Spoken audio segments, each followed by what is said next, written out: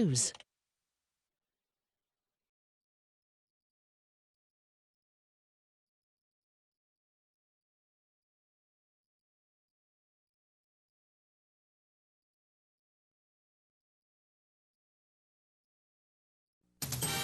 News Talk 610 AM and 102.1 FM. KVNU. 4:05 now on this Wednesday afternoon. I'm Will Feelwright in for Bill Walter with your news update this hour. It's brought to you by UNI Furniture. And state and local officials are inviting Cache Valley residents to weigh in on the proposal to improve the intersection of 3200 South and Nibley, where it connects with US 8991. The Utah Department of Transportation is holding an in-person open house and public hearing on that proposal this afternoon. It begins at 5 o'clock and continues until 7 in the community room of Nibley City Hall. Now, details of the tentative project will also be outlined during 2 online public hearings tomorrow. Those sessions will be held at 3 and 7 o'clock. The proposal is the result of a joint planning effort by officials of UDOT, Cache County, Nibley City, and Logan. Its primary purpose is to improve safety and traffic flow along US 89 near 3200 South, with the second goal of being improving the connectivity between the local and regional planned transportation network in the area. According to a draft environment study for the proposal, UDOT officials contend that uncontrolled and skewed intersections like the one on the boundary of Logan and Nibley create unsafe travel conditions and inefficient traffic flow. Well, coming up, a new police weapon known as the bolo wrap is tying suspects in knots. We'll get to that in just a minute as we've had breezy conditions through the afternoon. Unfortunately, that is bringing some more smoke and haze into the valley as we'll continue to see increasing or decreasing, I guess, air quality over the next several days. As temperatures today have been in the mid-80s, tonight will drop into the mid to low 50s. Tomorrow, back into the mid-80s with smoky, hazy skies, but otherwise clear. And looks like it's going to stay clear as we head towards the end of the week and into the weekend. Well, officers with the Logan City Police Department are beginning to use a new restraining device that looks like something out of a Batman comic book. The department recently purchased 4 bolo wraps, a handheld device that shoots a small grappling hook tether 350 miles an hour up to 25 feet away. Logan City Police Patrol Lieutenant Brett Randall said that the department recently began training officers on how to use the high-tech lasso system. It is intended for situations when an individual needs to be detained without causing any injury, like tasing could. It uses a firearm cartridge, a blank, basically, and it propels a rope. It's a Kevlar string that's very, very strong, and it has fish hooks at the end, and it just wraps around whatever you shoot it at, your arms or your torso or your legs, and it just wraps around and then hooks into the clothing so you can't go anywhere. The grappling hook device is equipped with a laser sight and can be discharged in seconds. It can wrap around a person's arms so they can't resist officers, or around the legs so that the individual can't run or walk. And local veterans and public service groups are seeking volunteers to support a patriotic display that's slated for this weekend at Elk Ridge Park in North Logan. That event will be the local presentation of the American Veterans Traveling Tribute. It's an 80% scale replica of the Vietnam Veterans Memorial Wall in Washington, D.C. That replica measures 360 feet long and stands 8 feet high at its apex, with the names of more than 50,000 combat fatalities of the Vietnam War inscribed on it. Volunteers are needed to support that display and a benefit concert from Thursday morning through Sunday, according to Hannah Cragen, who is the director of the local retired and senior volunteer program. Get more on these and other stories at CacheValleyDaily.com. I'm Will Feelwright for KVNU News.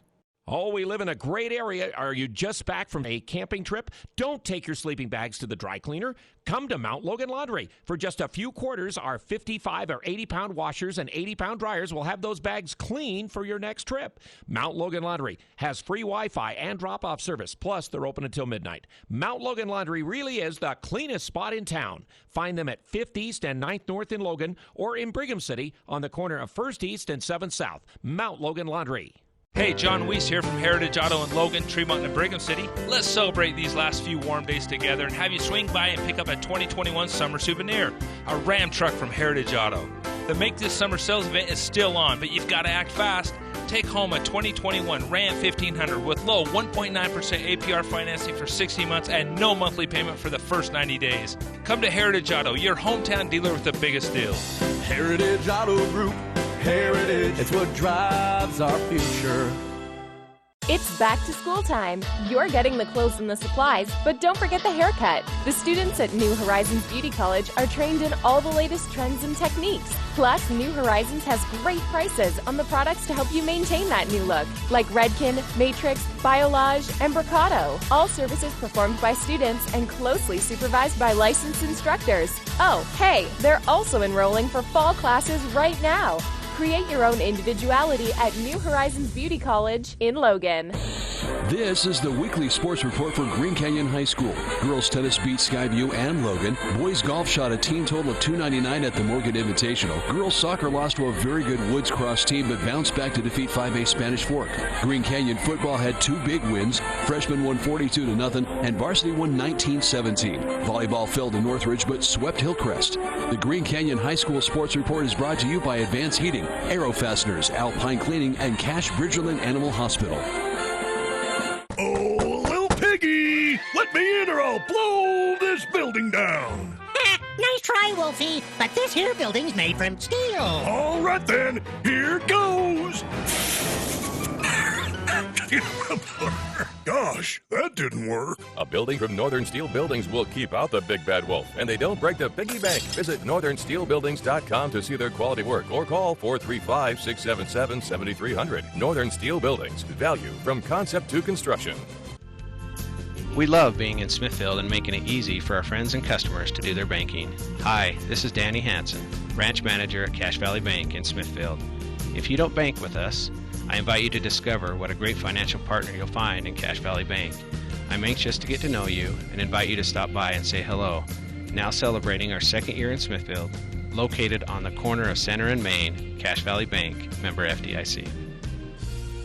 KVNU's For the People with Jason Williams and Bill Walter. And it is Utah known as the fraud capital of the world.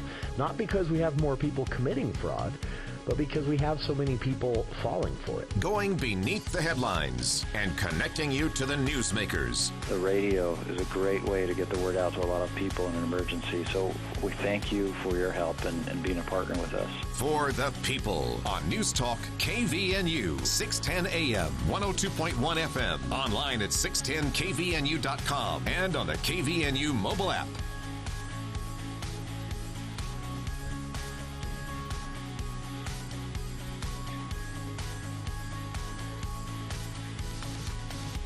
Welcome to KVNU's For the People, hour one of today's show, Wednesday, August 25th. I'm Jason Williams. Bill Walter out today, celebrating his anniversary. Congratulations, Bill, if you're out there listening.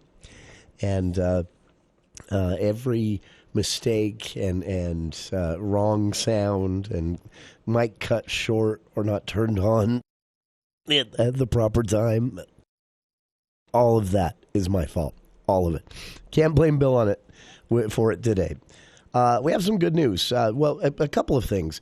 I'd already planned this for today's show before I knew this news was coming.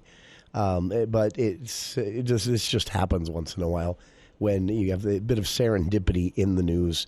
A report out from water managers all around the state.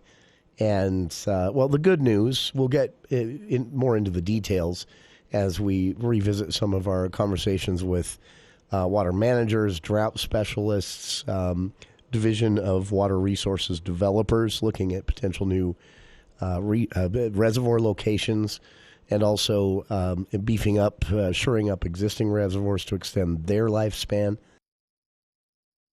All of this, of course, happening in the middle of what Governor Cox has called the worst drought in 75 years here in Utah.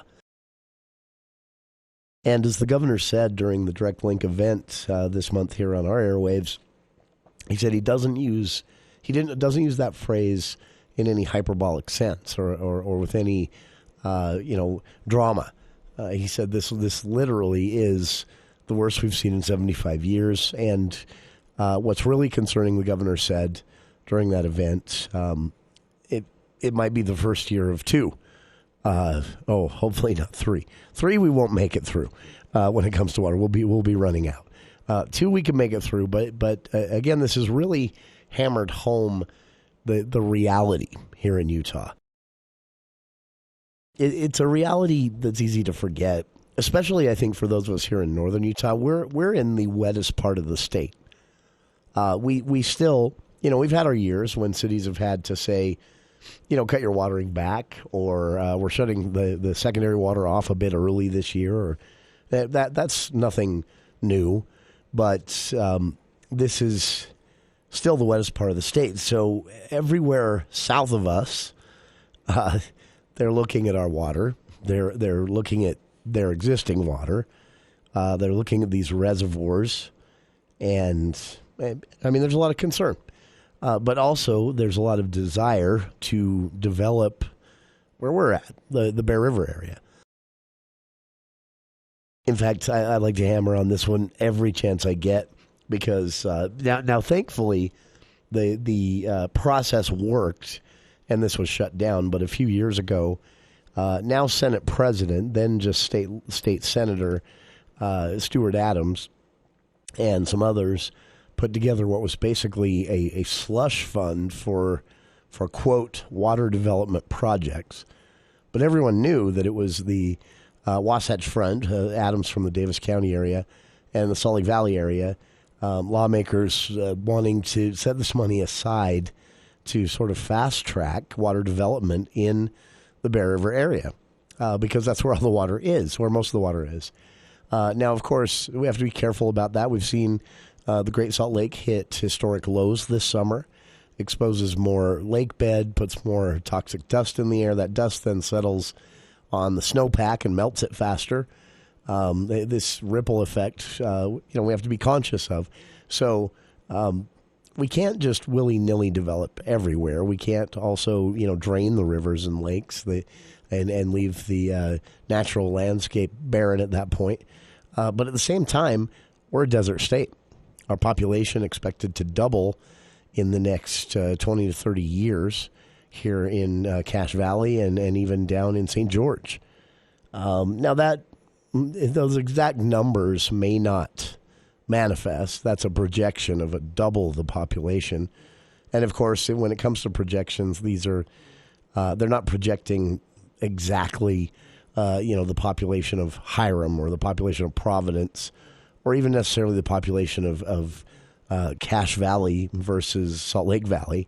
But what they do know is that populations tend to grow in a somewhat predictable manner, and it's exponential. We also know that here in Utah, most of our population growth for decades now has been not migration into the state from out of state. And interestingly enough, also not migration that much, at least from area to area within the state. Census data recently revealed that. But people being born here and wanting to stay, which I totally get. It happened to us all. Most of us listening right now, right? But still, these are huge challenges. So we're going to take a look at this, revisit some of our interviews over the summer with, again, Cache County water managers and County Executive David Zook, Governor Cox himself, representatives of the Utah Division of Water Resources we've spoken with over the summer, climate scientists at USU's Climate Center. And what got me thinking about this is I realized that if you take the highlights from all of these conversations we've had on the show and hear them together, grouped together, back to back, it really gives you a full picture of what the challenges are, but also what the optimistic future might be, even when it comes to climate change, which is going to take a long time, a lot longer than building new reservoirs to solve. So it's an optimistic picture that's painted, despite the fact that all the news right now is bad, except for today. I'm excited about this. Happy to say we can start the show today with some good water news. This is from Fox 13 News, and they, I guess, started making calls after someone in their newsroom spotted this trend. And in the end, they ended up calling water managers throughout the state. So that would include representatives of the Cache County Water Conservancy District, the Water Conservancy District in Washington County, and everything in between. And basically what they found is that, so long-term forecasts are pretty pessimistic. They show the drought's probably going to get worse as the year progresses. It's probably going to be a pretty dry fall and even start of winter. And hopefully that changes. If it doesn't, then we know, okay, we're in year 2 of this drought. And next summer could get pretty interesting, even though this summer already has been. So fingers crossed that isn't what happens. But that's what the forecasts are basically predicting at this point, long-term forecasts. So the good news is that as of today, according to Brian Steed, the executive director of Utah's Department of Natural Resources, one, it looks like the forecasts are saying, again, this is probably going to be a multi-year drought. And we could get surprised, but forecasts, again, not showing a huge snowpack we can count on, which is kind of how we got where we're at this summer. But headed into year 2, that's going to be compounded. The good news is that Utahns apparently are taking this very, very seriously. The good news is that everywhere, the Weber Basin Water Conservancy District, Cache Water Conservancy District, Washington County Water Conservancy District, they've all seen a huge reduction in water use. They've also seen a huge increase. Now, this is good or bad, depending on how you look at it, in neighbors narking on neighbors, turning neighbors in for water wasting and water abuse. They've seen an uptick in that. They call it the Fame or Shame program. The state actually encourages it. I don't know how I feel about that yet.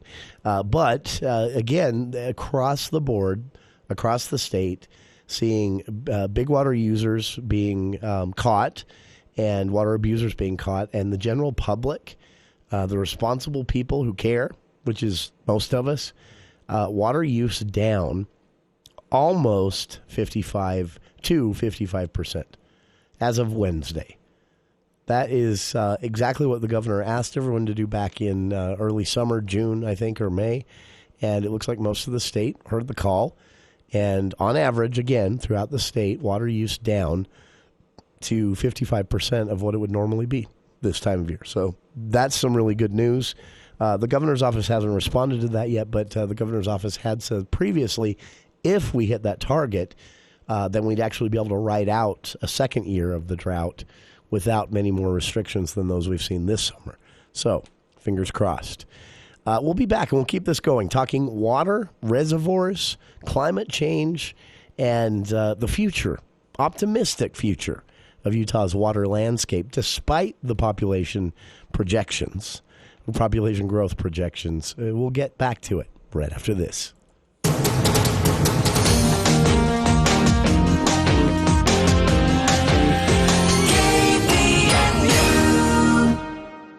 Hey, are you looking for a way to give back to your community? Join the United Way of Cache Valley for the annual Day of Caring, Thursday, September 9th, the Willow Park Pavilion, beginning at 9 a.m. Be a part of the United Way and their commitment to unite the caring power of Cache Valley to better the lives of the individuals in our area. You can make a difference. A Day of Caring with the United Way of Cache Valley, September 9th. Sign up at unitedwayofcachevalley.org or justserve.org.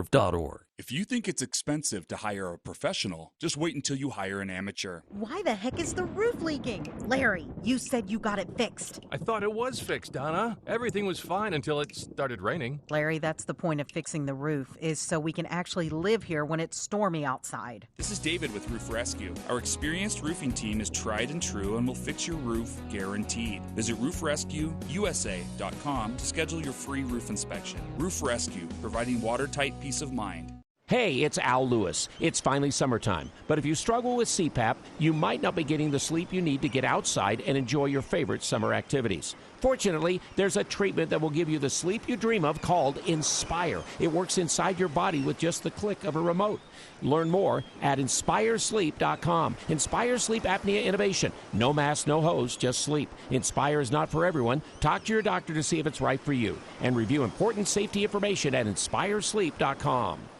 Who do you turn to if you want to change out your qualifying wood or pellet stove? Advanced Fireplace and Stove was voted the gold medalist for Best of Northern Utah in the fireplace retrofit category. With the government's wood and pellet investment tax credit in place right now, Advanced Fireplace and Stove can help you navigate the paperwork for up to a 26% tax credit. That covers everything to have a new gas unit installed. For more information, call Advanced Fireplace and Stove, 752-7272. Online at advancedfireplaceandstove.com.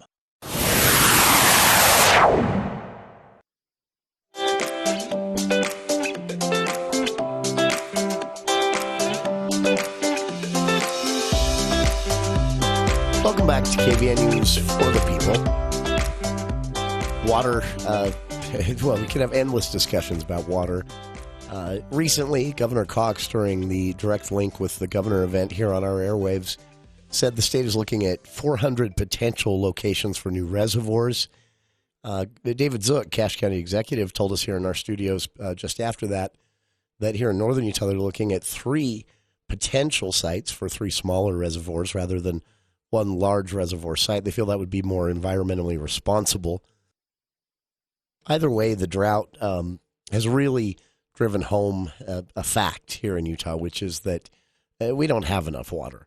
Our reservoirs, some of them aging, about $60 million plus about to be spent through granting programs through the state legislature, taxpayer dollars going to upgrade and beef up and shore up existing reservoirs where possible, including the Deer Creek Reservoir, which, interestingly enough, I just learned myself, supplies water to more than half the state. Not all of the water to more than half the state, but in some way or another, Deer Creek supplies water to more than half the state. That's amazing. And with $60 million in investment, it can last another 40 years and be more efficient. So there are a lot of options here, but the drought has definitely made everyone realize, from state lawmakers to county and city officials and elected leaders, that we need to get on this. In fact, we're probably a little overdue. So got me thinking, what is the state of the state when it comes to reservoirs? Could we actually build, would it be responsible or even fiscally possible to find 400 new reservoir sites? How are the existing reservoirs? Which ones are maybe going to have to go, quote unquote, offline in the near future? A lot of questions around this. So reached out to our friends at the Utah Division of Water Resources, and we were able to speak with Joel Williams, who is Assistant Director of Development at the Utah Division of Water Resources. And he told us, first off, you can't overstate the importance of reservoirs, and that building new ones has got to be a part of the picture in some way. You can't understate how important reservoirs are in a state like Utah just on any given year, because of the way we tend to get our water, which is snowpack in the mountains that collects over the winter, and then when it melts in the spring and comes down, it kind of tends to come down all at once, and it often comes down before you really need it. And so if you're able to take that and store it in a reservoir, and then during the dry parts of your summer be able to depend on that water and use it as you need it instead of as it comes rushing down in the spring, reservoirs kind of make life possible. And then when you talk about a drought year like the one we're seeing now, they're even more important. I mean, really driving that point home, and we talk about reservoirs here in northern Utah, Joel, as if we're built out. We've put reservoirs where we can, and that's not entirely true. There are some options maybe. But what intrigues me, some of these conversations I'm seeing from the governor's office to even local water conservation districts here in northern Utah, down in southern Utah, conversations that are where basically they're saying some upgrades, some infrastructure investment basically in our reservoirs, and they're good for another 50 years. What does that entail? When we say something like that, what are we talking about? Well, I wonder if maybe the story I think you were hinting at was Deer Creek Reservoir. Yeah. Up Provo Canyon, that that amazingly supplies water to 50% of the state. Now, not necessarily saying that 50% of the state gets all their water from Deer Creek, but that, in Utah County, Salt Lake County, Summit County, they get a portion of their water comes through that reservoir. And so amazingly, they are serving 1.5 million people some of their water. And so a project like that, completed in 1941, wow, is reaching 80 years in age, and there's parts of it that are kind of, they've hit their design life. Oftentimes when you design a project like that, the dam itself, you consider that to be kind of a lifetime thing. Sure. But there's components to it, maybe valves and fittings and things that are not going to last their entire life of the dam, and so they need to go in and be replaced. One of the things on that is the actual intake structure that allows the water to be taken out of the dam and put into these systems for use, and it is kind of reached its usable life, and it needs to be replaced. And so on a project like that, you think, well, how do you do that? Well, you'd have to lower the reservoir, let all the water out of it, and then you can get down to that intake that's down located at the bottom and replace it. And we thought, well, that's not going to work when you have the reservoir like that with so many people depending on it. So they took a really innovative approach and said, what if we had divers go in and do all of the work underwater? And we're talking like removing old parts, installing new parts, pouring new concrete, and doing all of this underwater. Wow. And so it's a really innovative approach. We were amazed when they came and said, this is what we think we'd like to do. And they approached, the Board of Water Resources saying, we think this project's going to cost $60 million. Is there a way that the Board of Water Resources could help fund part of that? And the board looked at this and said, hey, we really like what you're talking about. And the board has a revolving loan fund that was set up by the legislature back in 1947, interestingly, that has been able to go and build water projects, and then as those repayments come back, they can loan that to other projects. And it's been a neat program that's funded over 1,500 water projects across the state over the last 75 years.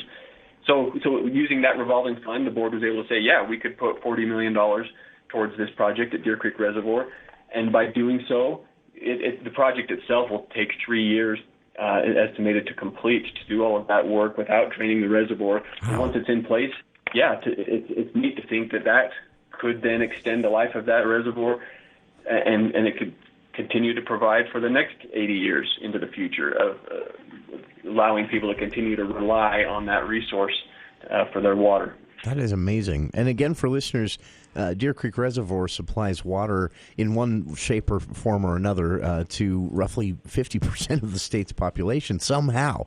It's amazing to think of this. And Joel, what intrigues me is we're not only, when we talk about upgrades to existing reservoirs, we're not only talking about extending the life of the reservoir itself, but some of these conversations have leaned towards ways that upgrades and investments in these reservoirs can actually be a water conservation tool. How does that work?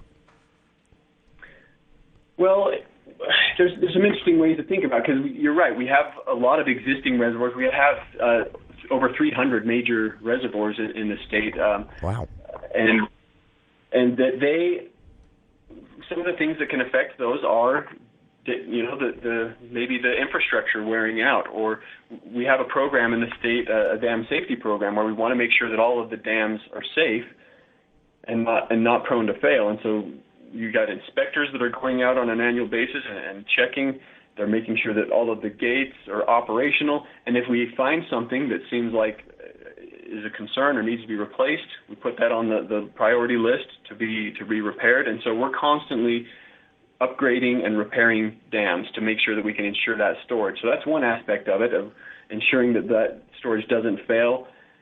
Another part is some of the reservoirs you have, as the water flows in, it often brings sediment with it. And so you have some of your storage being eaten up by sediment that flows into the reservoir, settles down to the bottom. And so, when it was built, you might say, this reservoir used to be 100 feet deep. And now you say, here 40 years later, it's really 80 feet deep now because some of that sediment has come in and filled in. And it's a bigger issue in some reservoirs than others.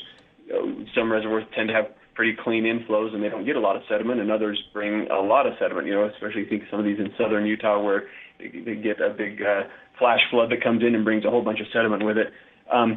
So there's been some projects in the state to go in and try to remove that sediment and restore their capacity. There have been projects in the state to say, what if we raised the dam a few feet, and that allows then increased storage.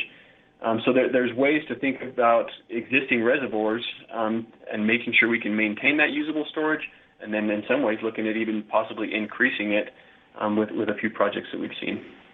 Joel said that it's important for all of this to be on the table, and that as long as we're talking about it, we'll figure it out. But also reiterated again and again throughout the time we had with him that this is sooner rather than later. In fact, we may actually be looking at a situation where we have already waited a bit too long to get on top of all of this. So we might be feeling a bit of a crunch as if the drought continues into next year. He said we'll definitely see that. But he did say, though, there are a lot of options. And the state, again, the governor said, looking at 400 potential locations. So where might those locations be? Well, Joel had some thoughts on that. We've also got some hints and bits and pieces of information from around the state to give us clues. We'll dig into that after this quick break. Look at reservoirs, the state of our current reservoirs. How many reservoirs might we be able to build, and how soon? Can we actually supply enough water to keep communities like St. George afloat as population is expected to double there in the next 20, 30 years? Same thing, same question for northern Utah, though. In a lot of areas of northern Utah, will there be enough water? Just this week, we had a town in Utah, their tanks ran dry. The state having to step in and basically truck water into this. Now, this is a small town in southern Utah, but still, that's not something that happens often. And yet here we are. And again, this might be a multi-year drought. So looking at the reservoirs, looking at the water plan, what water managers have to say, all of that. And we'll continue right after this.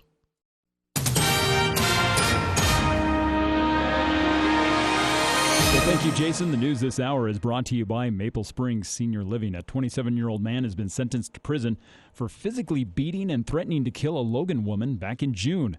Anthony Gutierrez was given the maximum sentence after expressing regret for what he did. Gutierrez was sentenced in First District Court earlier this week after previously accepting a plea deal. According to arresting documents, Gutierrez was visiting his ex-girlfriend at her Logan residence back on June 12th. She told Logan City police officers how he became angry when she received a message from an unknown individual. He struck her multiple times and pulled her hair. The victim said the abuse continued through the night, with Gutierrez threatening to kill her. He told her that he would smother her with a pillowcase or strangle her with electronic cords. He later said that he was going to take her life and then take his own. The assault continued through the night as the woman feared for her life. As they were walking to her car the next morning, she ran to a bystander who intervened and called 911. During the sentencing earlier this week, Public Defender Joseph Saxton acknowledged that Gutierrez had made some terrible threats against the victim. He blamed his client's actions, though, on what he called an explosive relationship between the two people. Gutierrez said he was sorry for his actions. He asked the court to give him another chance to prove he wasn't a bad person. Judge Brandon Maynard sentenced Gutierrez to 1 to 15 years in prison, giving him credit for the 2 months already served. And fall semester classes begin on Monday at Utah State University, traditionally preceded this week by Connections. It's a 2-credit academic course designed to help ease first-year students into life at USU. Jennifer Gruey, who is program director for Connections, said that the 3-day course, which began today, includes information that might not be expected for students to know right away, including things like how to design their education, how to exhibit more resilience and overcome challenges throughout their college career. We have workshops on communication and conflict resolution. So they're covering a lot of different topics that you wouldn't normally see in or think about when you think of orientation, but we find that this curriculum is really important to their success at the university. She said Friday night on campus is the Connections Luminary. It's a popular event, which is the opposite of what will happen in 4 years from now when they graduate. In order to kind of mark the beginning of their college career, we do what's called a reverse procession. And so they actually start off in the spectrum, and they wear a couple of speakers fairly quickly, and then what they'll do is they'll take their lanterns. They each have a lantern, and we do a procession across campus. We march them across campus to the quad. So it's kind of signaling the beginning of their university career. Also this week, students get started in the USU Faculty Mentorship Program, as each of them will meet the mentor that will help them through their first year at college. Gruey said that about 2,700 students arrived early this week to take part in Connections. Well, that weather forecast calling for more hazy skies through the rest of this week, as temperatures today have been in the mid-80s. Tonight we're going to drop into the low 50s and then be back into the mid-80s tomorrow with sunny but also smoky, hazy skies that will continue through the rest of the week and into the weekend. In for Bill Walter, I'm Will Feelright, and that's your Wednesday afternoon update. This is Tron Arnold of Edward Jones bringing the Daily Financial Market Report for August 25th, 2021. Stocks closed higher today as the focus remains on the Federal Reserve's annual economic symposium. Financial stocks led the gains while healthcare lagged. 10-year yields ticked up to 1.35% after falling last week on growth concerns. International stocks were mixed as investors looked to the pace of vaccinations, Chinese regulatory clampdowns, and the outcome of the Fed's meeting. The dollar is mixed against a basket of currencies. U.S. equities closed higher today, with the Dow closing up 38 points, or 0.11% at 35,404. The NASDAQ closed up 22 points, or 0.15% at 15,042, and the S&P was up 10 points, or 0.22% at 4,496. In the bond market, the 30-year Treasury yields are trading at 1.34%, higher by 0.06 percentage points. In stocks of local interest, Thermo Fisher was down $2.42, closing at $548.08. Home Depot was down $1.02 at $323.88. Autoliv was down $1.17 at $91. Lowe's is up $2.79 at $206.18. Walmart was up 6 cents at $148.96. Nucor was down $3.29 at $119.96. Coca-Cola was up 6 cents at $56.07. Kroger was up 5 cents at $45.80. GE was up $1.43 at $104.70, and R.O. Donnelley was down 18 cents at $4.83 a share.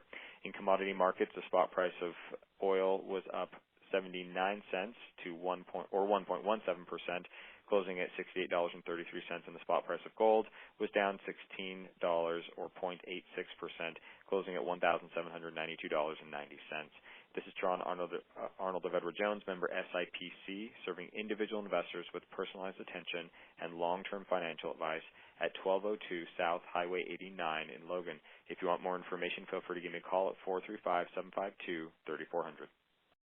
Want to improve the look and comfort of your home? See all the possibilities at UNI Furniture. Update your mattress and sleep better tonight on a Therapeutic Queen Comfort Top mattress for $4.99. UNI is also a full-line Maloof dealer. Add a Maloof adjustable base, 4 style choices there. In UNI's dining room section, lots of different brands with something always new to see. One popular set with a table and 4 chairs, $649. And for the family or living room, all kinds of fun new sofa loves and sectionals. If it's in stock or it's in the showroom, it's ready to take home. There's always a better buy at UNI Furniture downtown Logan. Building a signature landscape requires design and expertise. Canyon Landscaping offers both. They've been creating, building, and maintaining landscapes for over 20 years. With a combined 100 years of management experience, their in-house landscape architecture team designs and manages each job with experienced installers who ensure a signature project. Are you ready for the yard you've always wanted? Don't wait. 752-3838 or go to canyonlandscaping.com. Canyon Landscaping. Look for the leaf.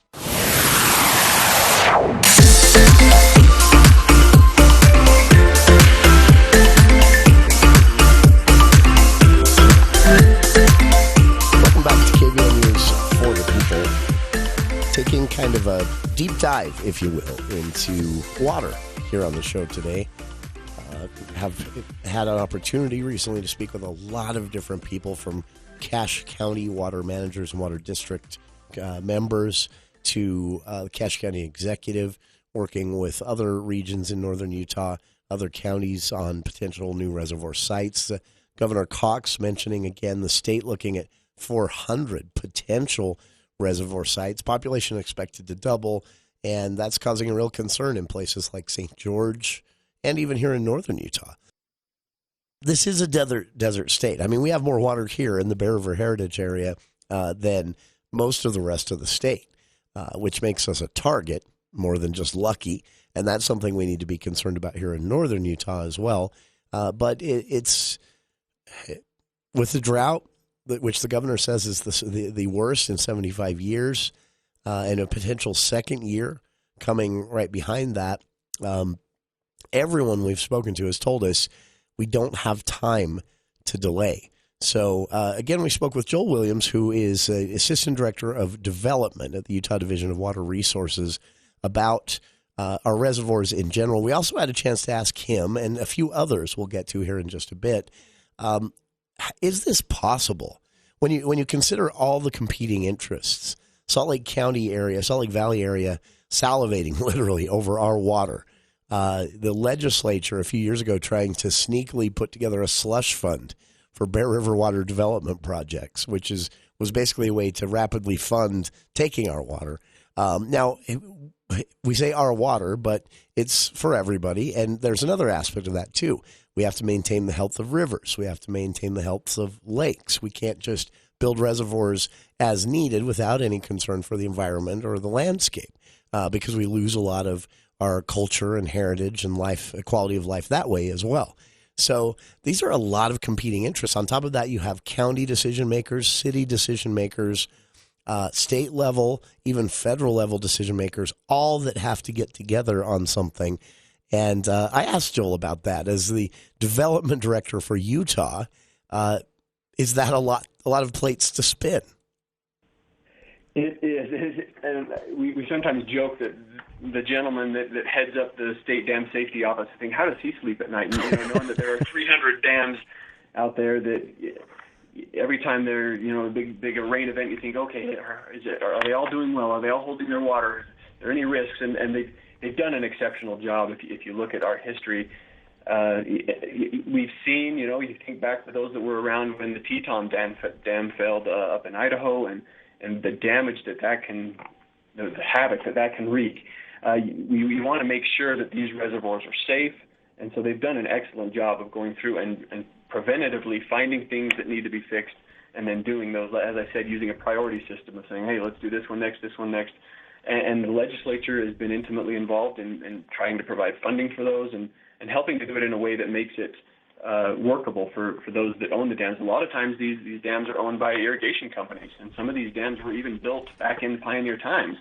And so you think about the technologies they had back then, building them with horses and carts, and so you look at some of these dams and you think, we need to go in and modernize them, put in more modern infrastructure, make sure that they're going to be safe even in the event of an earthquake. So that's another big thing, is going back and reevaluating all the dams. Are they seismically sound, and upgrading them that way? So you're right. There are a lot of things to consider, and it can feel overwhelming. Sure. I know, here in northern Utah, right here in Cache Valley, in fact, some major upgrades made just last summer to the Hiram Reservoir, or Hiram Dam as it's known here locally. How are we on some of the other spots in northern Utah? We've got Causey, we've got Cutler, Rockport State Park and reservoir there.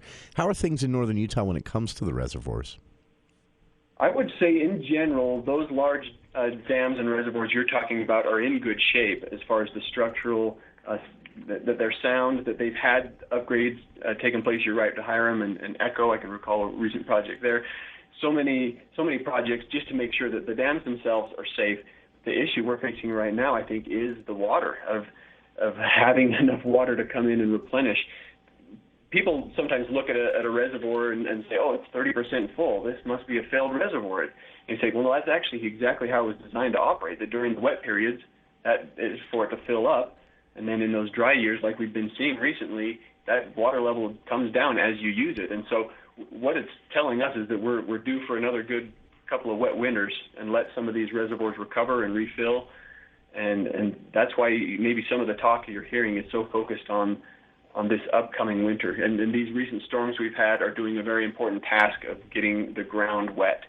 That's been one of our issues, is having dry soils, and that when you do get the runoff that comes, a lot of that's going to first soak into the soil if it's really dry. So this rain that we're getting now is good to get this soil wet, as we start thinking about maybe October, November, moving into this next winter and starting to build our snowpack again, we're watching very closely, hoping for a better outcome next winter with more snow to fill up these reservoirs again, help them recover, and get back to doing what reservoirs are supposed to do. So the question then becomes this upcoming winter. What are the odds? Will we see that return of traditional or even better, hopefully, Utah snowpack? Well, we also had a chance to speak with our friends at the USU Climate Center. They collect data on this and have been doing so for decades. They are the go-to people, men and women, that can tell you about every trend and direction when it comes to the climate here in Utah. Climate change, we know, is a big part of this. Obviously, droughts are going to happen, climate change or not, but climate change is really compacting the issue. This big heat dome we're sitting under, it was about as big as half of a state 2 years ago. It got a little bigger last year. This year, it spans 5 states. That's not good, and that's driving all of the moisture around us. If that continues to happen every year, we're in trouble, Joel says. So we reached out to our friend John Meyer, who is a drought expert at Utah State University's Climate Center, and here's what he had to say about the future when it comes to weather. Well, I think one of the biggest take-homes that we'll get from this drought is just how susceptible we are to multi-year events. Our reservoir systems are pretty good at getting us through 1- and 2-year type events. That's really what they're built to do. But when we start talking about multi-year droughts, especially like this drought, which has currently been so bad in terms of how little water we've actually seen come to our land, we start to see the risk and vulnerability of what water scarcity could look like in the future, where these events become less and less extreme. You know, we're talking about this event is historic in terms of our 125 years of observational tracking, looking at the Great Salt Lake levels. It hasn't been this low in 150 years of tracking. So these are the kind of events that can be catalysts for our understanding of what the future might hold for us as these events stop being 1- and 100-year events and might turn into 1- and 30-year events or 1- and 20-year events.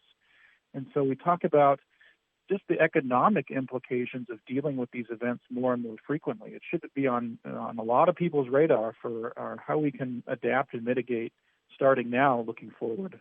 Sure. Especially with, stories in the news this summer of farmers in the Gunnison area literally had to just stop their work. Their livelihood came to a halt for the year as that reservoir dried up. This is very much a real thing. Oftentimes we hear about it and talk about it in the news and in news stories as if it's this removed once and future event that's going to come. But here we are. On top of that, John, there's wildfires. Right now we're dealing with a lot of smoke here in the valley from out-of-state fires, but there's a large fire burning now in the Parleys Canyon area.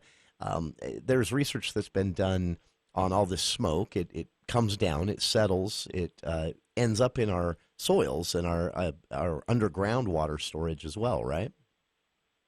Yeah, it's a fascinating sort of ripple effect that I think most people would not even think about being a connection between all these things. So to hear those sort of studies coming out with quantifiable evidence that does connect those dots, it's fascinating for the scientist in me, and I think should be concerning for the community members everywhere.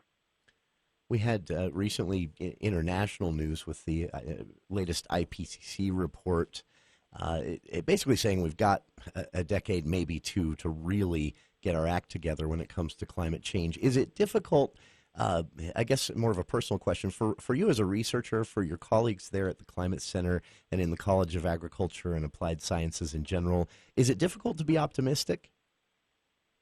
At times it can be, but then, I sit in front of our students and have these conversations and lecture about climate science in the future. And I realize that, if we're the leaders of this sort of topic, we can't act depressed, we can't act down, we have to be optimistic, because if we aren't, then certainly the next generation that's going to have to handle these engineering, logistical types of problems, that's not a good foot to start off on. So I think, speaking personally and from a lot of my colleagues, I think a lot of times that sort of frustration, depression, and pessimism We just have to push that under the rug and move forward and do the best that we can to produce science that can make public policy smarter and effectively educate the risks and problems associated with a changing climate that might not necessarily be right in the face of us now, but will be down in the future.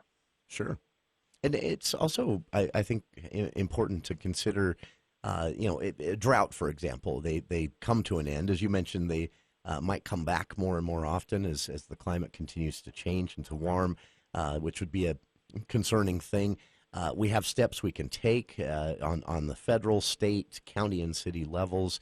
We're all familiar with wildfire recovery, and most of us, dating myself here a bit at least, remember the recovery of Yellowstone after the big fires there in the late 80s.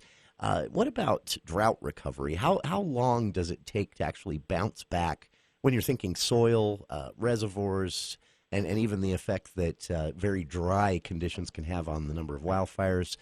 How long does it take for an ecology to bounce back from a serious drought? Well, in some cases, they won't bounce back. We have, ecosystems that exist on the very borders of what their climate tolerance will allow. And in some places, as we see more and more extreme weather and climate, those fringes of the ecosystems will not bounce back. But for the most part, ecosystems will rebound in a few years, assuming that normalcy returns in terms of the meteorological conditions. When we start talking about hydrologically, and specifically about our hydrological resources available in reservoirs and groundwater, drought can really stress a lot of those resources. When we don't have enough water coming down rivers and sitting in reservoirs, the lucky few will turn to wells and pumping from the groundwater, and that's a resource that can take hundreds of years to recover at the rates that we're pumping them out of. And so when we start talking about dipping into our water savings account like that, those rebound very slowly, and those are the places of concern, because once that savings account runs out and we run into the next drought, even greater problems are realized by people that might have been buffered in recent droughts before that. That was, again, John Meyer of the USU Climate Center, drought specialist and a researcher there at the Climate Center. Some great data on their website, by the way. I've linked to that on our Facebook page, or just give it a quick Google search, USU Climate Center, if you want to look at some of this on your own. It's very illuminating.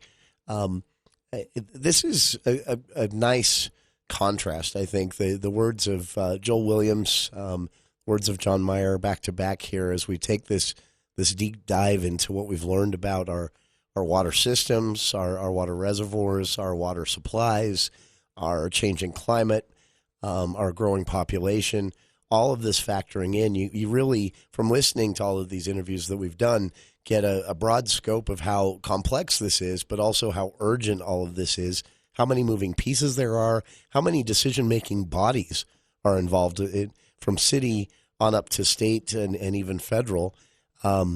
Everyone's got to get on the same page. You've got to move ahead, and you've got to move ahead in a responsible way, but also a way that actually solves the problem.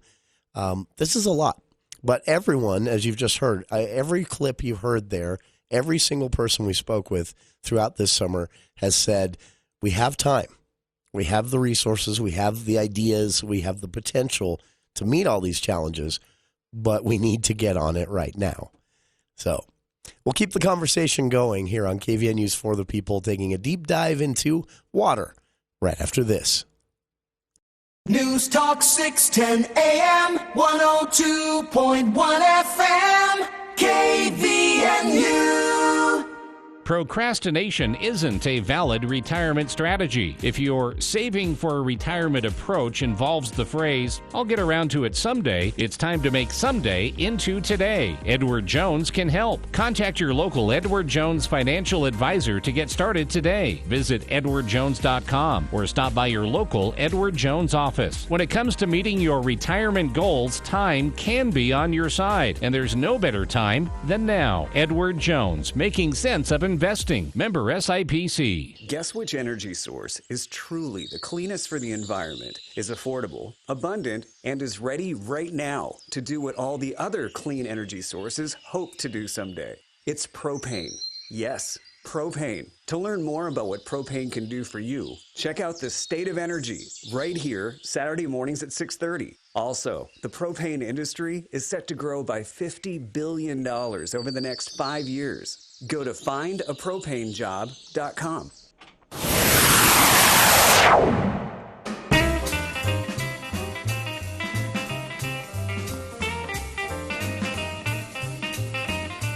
That is hour one of today's show. Coming up in hour two, United States Senator Mitt Romney joining us here. Stay tuned. We'll have a lot to talk about with Senator Romney in hour two of today's show here on KVNU Logan.